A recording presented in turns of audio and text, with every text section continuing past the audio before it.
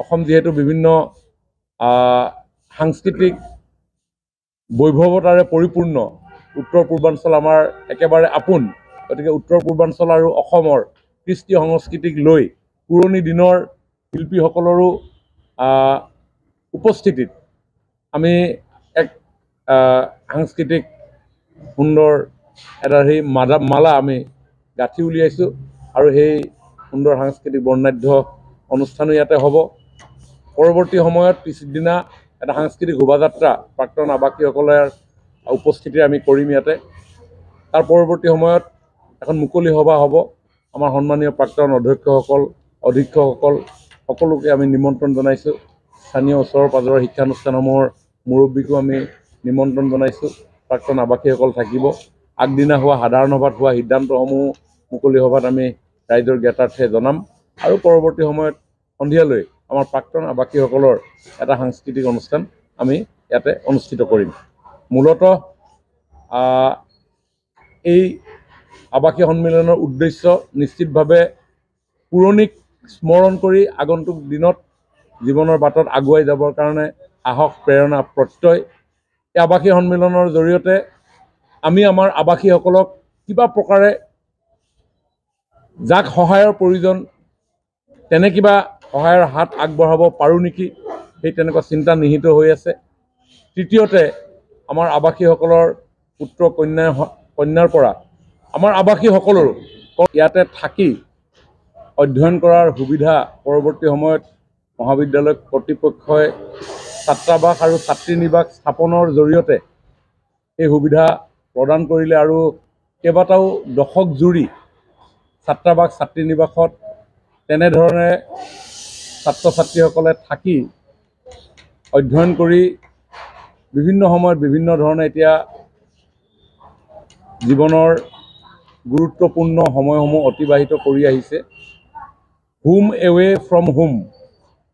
ঘৰৰ পৰা আঁতৰি থাকি অন্য এটা ঘৰত থকা সেই যি আমেজ সেই আমেজ মই ভাবোঁ যে ছাত্ৰাবাস বা ছাত্ৰী নিবাসত নথকাসকলে কেতিয়াও অনুভৱ কৰিব নোৱাৰিব য'ত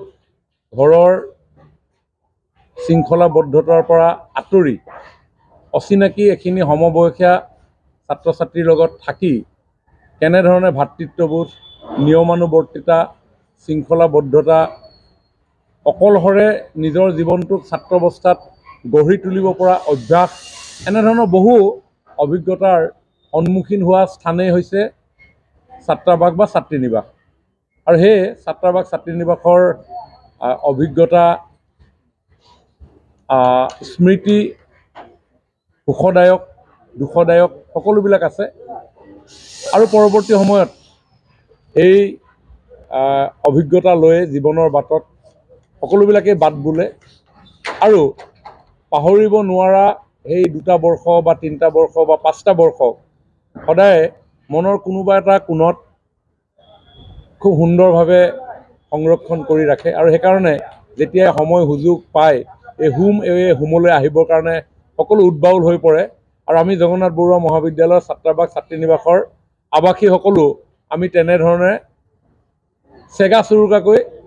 এই স্থান পৰিত্যাগ কৰাৰ পিছতো আমি ইয়াতে পদাৰ্পণ কৰোঁহি সময় সুবিধা বিভিন্ন ধৰণৰ অসুবিধাৰ কাৰণে কেতিয়াও আমি একেলগ হোৱা নাছিলোঁ কোনেও কাকো নাজানিছিলোঁ কিন্তু যোৱা 14 চনত ৰঙাপাৰাবাসীৰ বাবে সুখবৰ আপুনি যদি দুচকীয়া বাহন ল'ব বিচাৰিছে তেন্তে এতিয়াৰ পৰা আৰু চিন্তাৰ কোনো প্ৰয়োজন নাই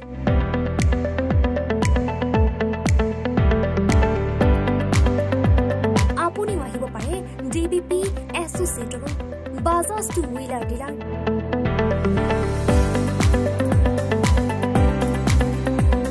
আমাৰ ঠিকনা